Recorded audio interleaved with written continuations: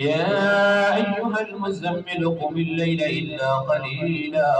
نصفه ومنقص منه قليلا أو زد عليه ورتل القرآن ترتيلا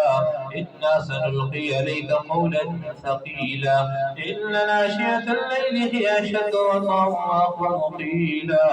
إن لك في النهار سبحا طويلا واذكر اسم ربك وتبتل إليه تبتيلا رب المشرق والمغرب لا إله إلا هو فاتخذه وكيلا واصبر على ما يقولون واهجرهم هجرا جميلا وذرني والمكذبين أولي النعمة ومهلهم قليلا إن لدينا أنكالا وجحيما وطعاما ذا غصة وعذابا أليما يوم ترجف الأرض والجبال وكانت الجبال كثيبا مهيلا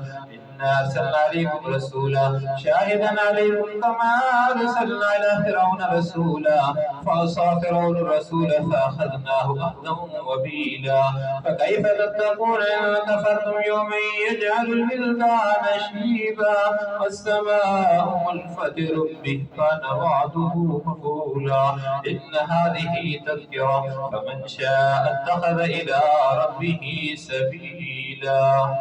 إن ربك يعلم أنك تقوم أدنى من ثلثي الليل ونصفه وثلثه وطائفة من الذين معك والله يقدر الليل والنهار علم أن لن تحصوه فتاب عليكم فاقرؤوا ما تيسر من القرآن علم أن سيكون منكم مرضى وآخرون يضربون في الأرض يبتغون